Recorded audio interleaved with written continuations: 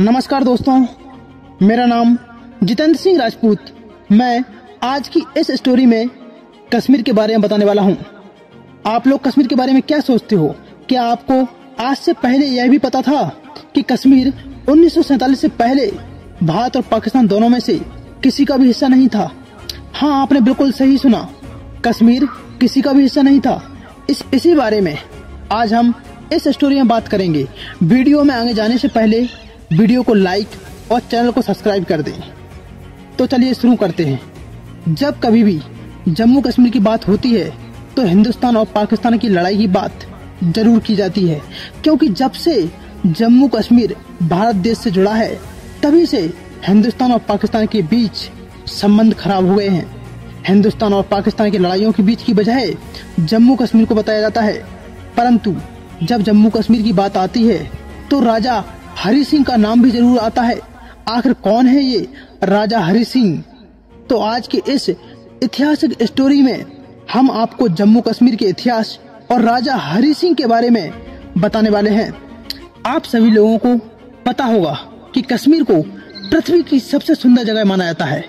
कई लोगों का कहना है कि धरती पर अगर कहीं जन्नत है तो वह कश्मीर में है, क्योंकि यहाँ पर ऐसे सुंदर सुंदर दृश्य देखने को मिलते हैं जिन्हें लोग देखने के लिए बहुत दूर दूर से आते हैं।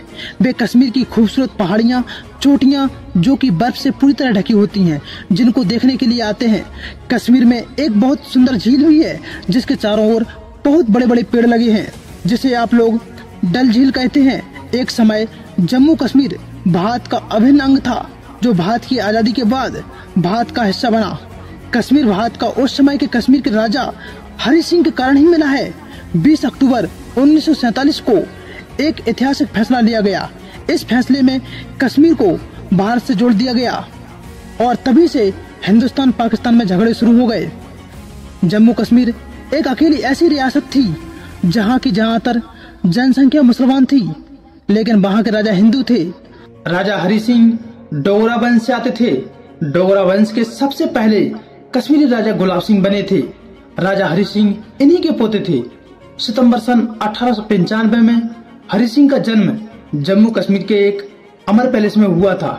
इनके पिता का नाम महाराजा अमर सिंह था। 13 साल की उम्र होने के बाद हरि सिंह अजमेर के मायो कॉलेज में पढ़ने के लिए चले गए। उनके जाने के 1 साल बाद उनके पिता की मृत्यु हो गई तथा मृत्यु के बाद हरि सिंह के चाचा प्रताप सिंह को जम्मू कश्मीर का राजा बना दिया गया। 20 साल की उम्र में हरि सिंह को कश्मीर का मुख्य सेनापति घोषित किया गया तथा उसके बाद सन 1925 में हरि सिंह को राजगद्दी दे दी गई। हरि सिंह आधुनिक सोच विचार वाले इंसान थे, जिसके चलते उन्होंने रियासत से वेश्यावृत्ति तथा बाल विवाह जैसी कुप्रथा को खत्म कर दिया। उन्होंने सभी के लिए प्राथमिक शिक्षा को आवश्यक कर दिया। साथ ही इन्होंने सन 1929 में सभी दलित लोगों के लिए मंदिरों में जाने की भी अनुमति दे दी। यह सभी कदम काफी बड़े थे।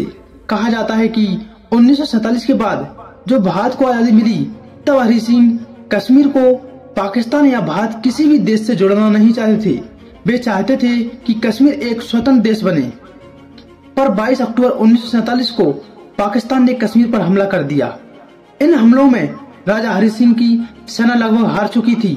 तभी वह मदद मांगने के लिए भारत के पास पहुंचे, जहां 24 अक्टूबर 1947 में पंडित जवाहरलाल नेहरू और सरदार वल्लभ भाई पटेल ने उन्हें एक शर्त पर मदद करने को कहा, और शर्त यह थी कि कश्मीर को भारत में शामिल होना होगा। जिसके बाद राजा हरि सिंह ने इस शर्त को मान लिया और इस तरह 26 अक्टूबर 1947 को कश्मीर भारत का हिस्सा बन गया। इसके तुरंत बाद भारत ने अपनी सेना कश्मीर में भेज दी और तेजी से पाकिस्तान की सेना को पीछे धकेल दिया।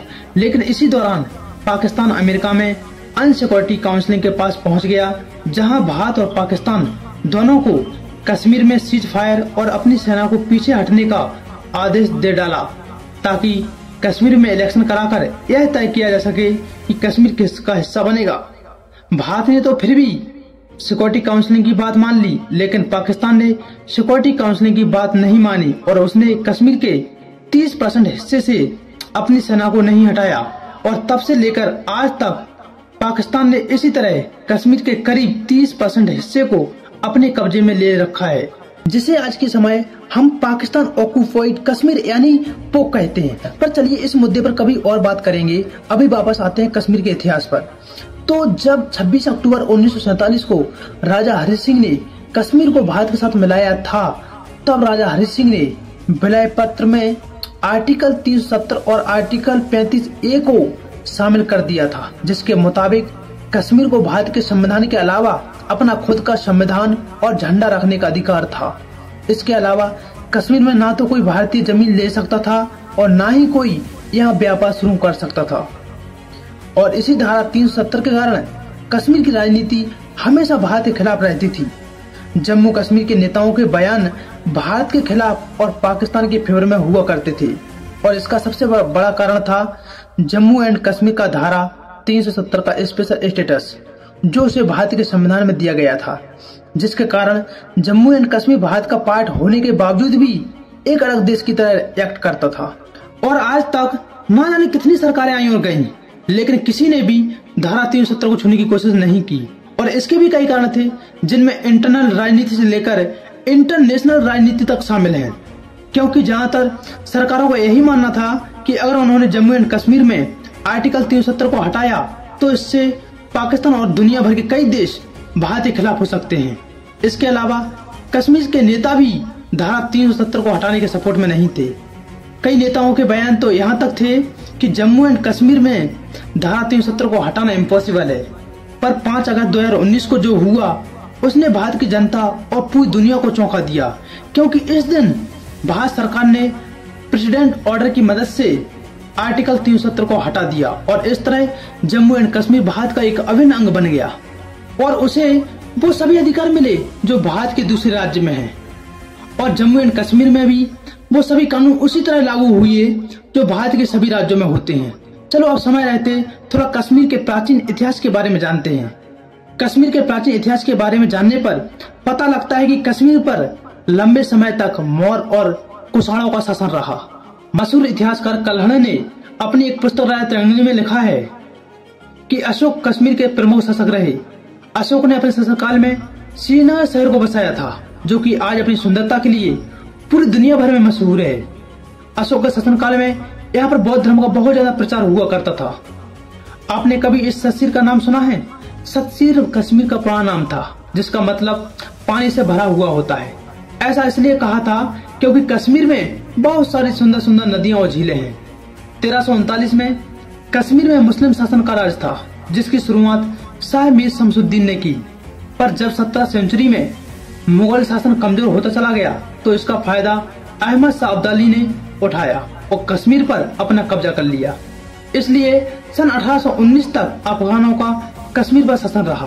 पर 1820 में कश्मीर में कुछ अलग हुआ और इस बार कश्मीर पर एक हिंदू राजा का शासन शुरू हुआ, जिनका नाम महाराजा रणजीत सिंह था। सन 1840 में हुए लाहौर समझौते में उस वक्त भारतीय गवर्नर जनरल लॉर्ड हार्डिंग ने कश्मीर के आसपास के सभी पहाड़ी राज्यों का अधिकार गुलाब सिंह को दे दिया तथा उस समय गुलाब सिंह का राज लद्दाख से लेकर बलूचिस्तान तक फैल गया था।